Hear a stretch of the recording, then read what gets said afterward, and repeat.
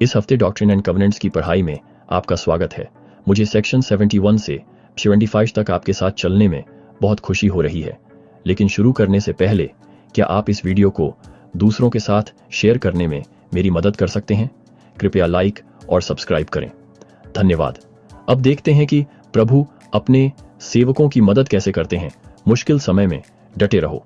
अगर आपको कभी विरोध का सामना करना पड़ा है, ऐसा लगा हो जैसे आप अपने विश्वास के लिए बचाव की मुद्रा में हो, ये अध्याय आपके लिए हैं।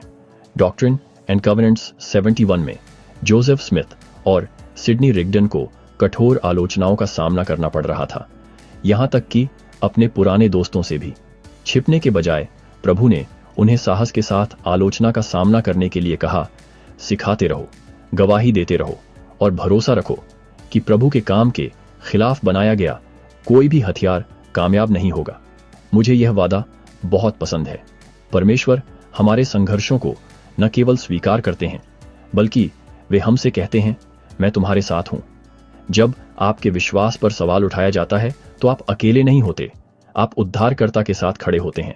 सेक्शन 72 में हम बिशप न्यूएल के विटनी से शुरू करते हुए बिशप की महत्वपूर्ण भूमिका देखते हैं। भंडार गृह का प्रबंधन करना और संतों की देखभाल करना बड़ी जिम्मेदारियां थीं, और यह मुझे याद दिलाता है कि आज बिशप कैसे अथक सेवा करते हैं। वे अपने नेतृत्व और मसीह जैसे प्रेम के माध्यम से हमें आशीर्वाद देते हैं। मैं अपने बिशप का बेहतर तरीके से समर्थन कैसे कर सकती हूँ? मैं अपने वार्ड परिवार को ज्यादा सियोन जैसा महसूस कराने में कैसे मदद कर सकती हूँ? सेक्शन 73 में मिशनरी काम के एक सीजन के बाद जोसेफ और सिडनी को अनुवाद करने के लिए वापस लौटने के लिए कहा जाता है, लेकिन प्रचार करना बंद न करने के लिए कहा जाता है। सुसमाचार को साझा करना कोई चेकलिस्ट आइटम नहीं है, यह जीने का एक तरीका है।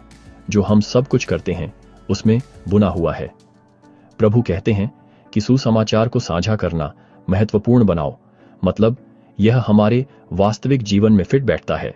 मैं जहां भी जाती हूं, जो कुछ भी मैं कर रही हूं, मैं अपने उदाहरण और अपने शब्दों के माध्यम से स्वाभाविक रूप से और लगातार दूसरों को मसीह के पास आने के लिए आमंत्रित कर सकती हूं।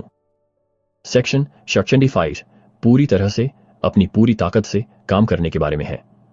आह्वान सरल है, आलसी मत बनो।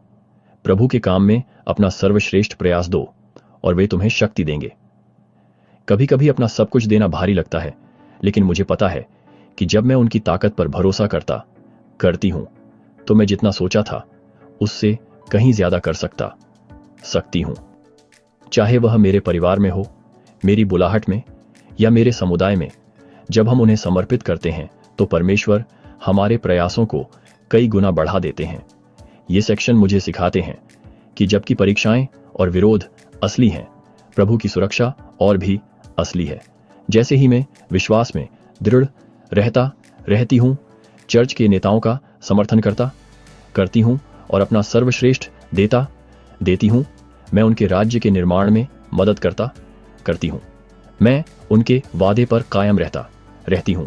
तुम्हारे खिलाफ बनाया गया कोई भी हथियार कामयाब नहीं होगा। यह सिर्फ जोसेफ और सिडनी के लिए नहीं है, यह मेरे लिए है और यह आपके लिए है। आइए साथ मिलकर साहस प्राप्त करें जैसे हम खुशखबरी साझा करते हैं, और इस हफ्ते अपने विश्वास में दृढ़ रहें।